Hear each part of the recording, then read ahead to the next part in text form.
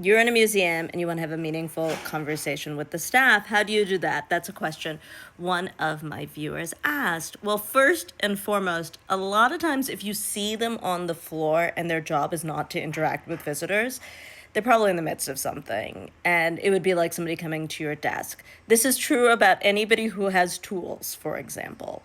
But this commenter said they were asking the floor staff, the people who are at science museums whose job it is to interact with you.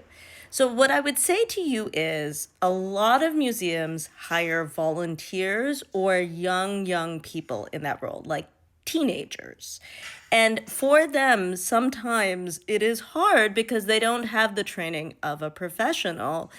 If you are asking a question that is beyond, you might say their pay grade, they're not getting paid, but beyond their knowledge, they will often feel really put upon or nervous. Or a lot of the volunteers, adult volunteers, are in those roles because they want to feel smart. So if you're smarter than them, they're not going to love it. So what I would encourage you to do is start with, what do they know? Right? Because they're usually trained on a very specific topic if they're volunteers.